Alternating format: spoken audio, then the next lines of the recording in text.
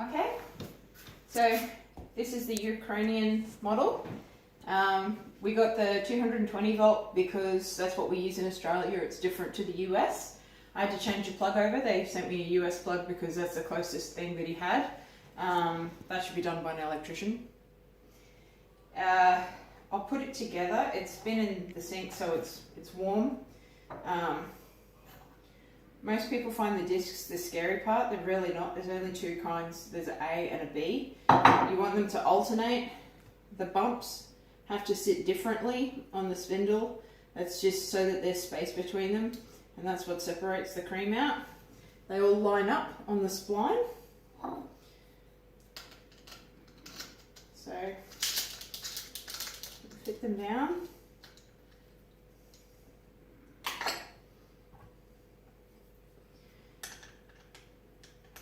Screw that on. They send you a key for it. It's not unlike doing up an angle grinder. You have your little grub screw in the side there. That's your cream fatness adjuster. I've got mine screwed all the way in because nobody likes skinny cream.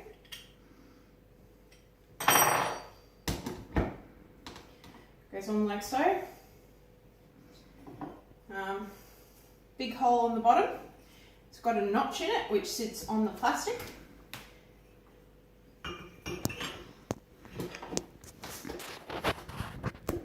Lines up like so. Now I've got mine up on a board because it's short. And then the next one, there's no notch. You can pretty much point it in whichever direction you like. So the bottom one is the milk, and then the top one is the cream. Something else that's worth noting is at the back of this, and I'll show you, there is an overflow hole for in case of mess. So when the drum gets full, if there's too much going through it or something like that, or if it comes apart, milk will come out of this. So be prepared. Have cloths ready, just in case. So it shouldn't happen, but just in case. There's overflow holes everywhere. There's one in here as well. So this is your next part.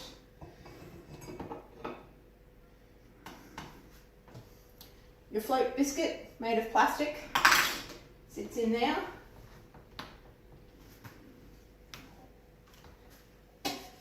This is your hopper.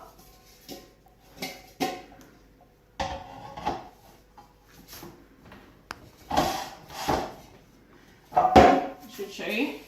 It's got a little wedge cut out of it. That's your draining hole that lets it go in there. So I put mine towards the front. It just makes it easier for me.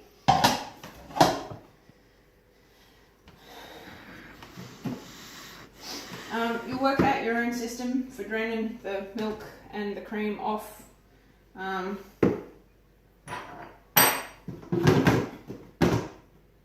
This is mine.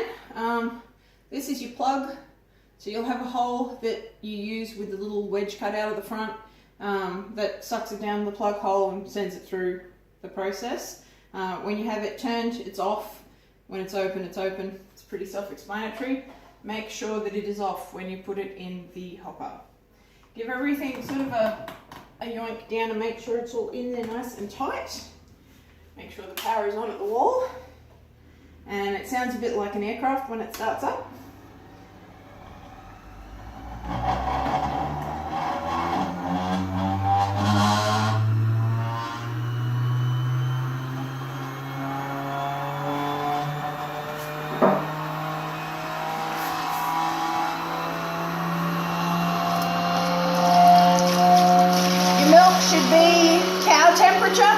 So that's like 100 degrees Fahrenheit or 38 degrees for us Australians.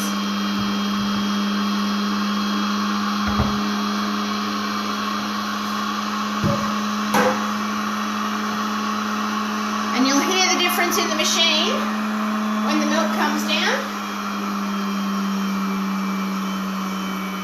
And you'll actually, if you've got your hand on the piece, you'll feel it change too, the temperature as the milk comes through, because the milk's quite warm.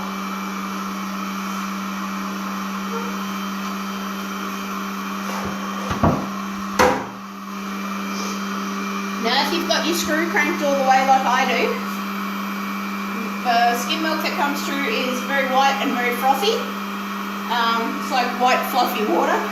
And the cream that comes out the other side is yellow because I have Guernseys and very thick.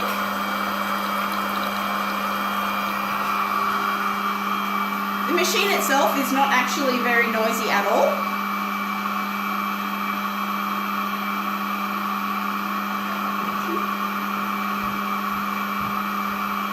So what I do here is I try and empty this pretty regularly. I try and be careful about it and not make a mess. That goes back into the bucket and I'll either make cheese with that or feed it to a pig. The cream I don't worry about. I just let it do its thing because it's got a nice big bucket. If the amount of skim milk coming out through this side is too much and you get sort of splashing and gushing and whatnot, you just decrease the amount coming through the drain plug up here.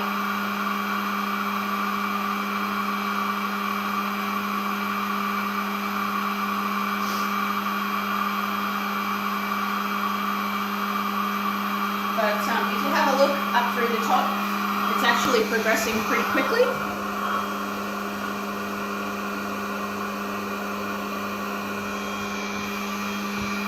Considering it's going through those teeny tiny holes, it sort of moves really fast. And even though the cream that's coming out of here looks fairly liquid, it'll set very, very stiff and make butter very, very quickly. Like there'll be almost no buttermilk because it's pretty much butterfat.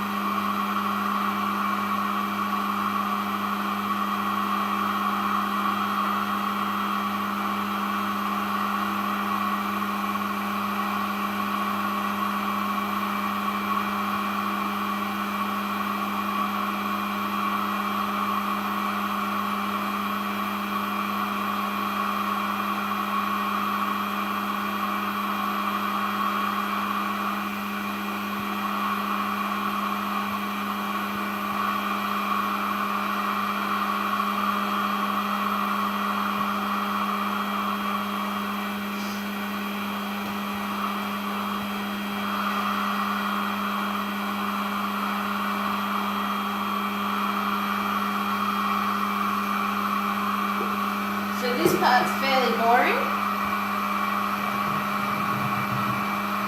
It's just a matter of keeping the containers from overflowing. Trying not to make a mess.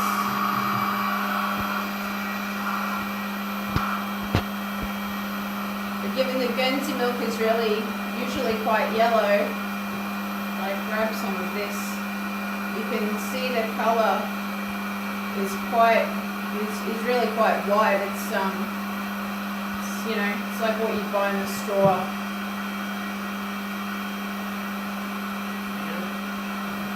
Okay. So if I bring this over here, I don't know if you can see the colour difference, but it's extremely pale.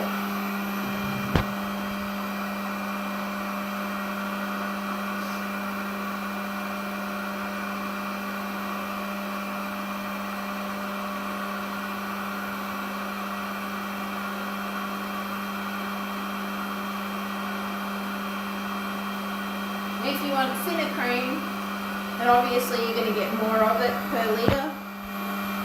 This is probably what you'd call double cream, and it'll set solid. in the fridge. You'll be able to turn the container upside down. You know, if you were to make yogurt or something like that with it, it sets, you know, like there's no need for gelatin or anything like that. It's very, very solid. If you just want pouring cream to whip up and serve with cakes or something like that, then you undo that screw and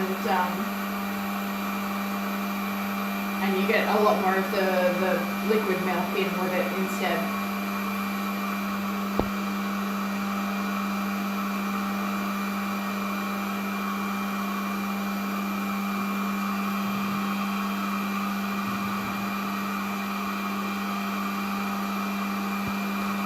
And we're nearly done.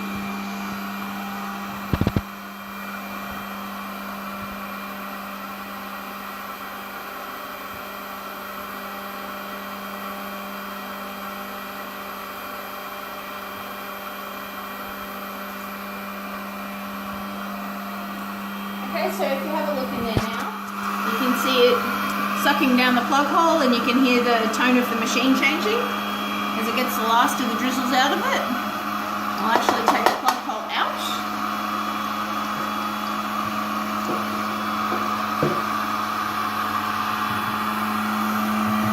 And now what I'll do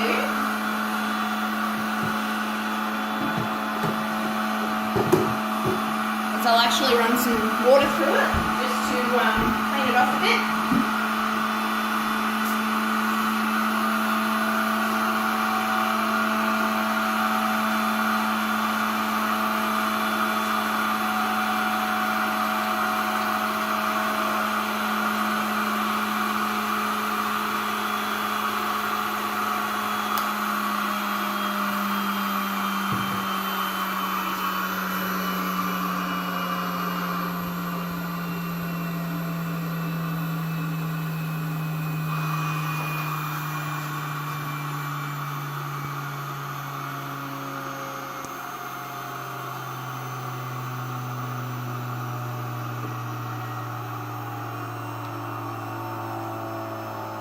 Now it's just a matter of taking it apart, which is very simple, and giving it a good clean.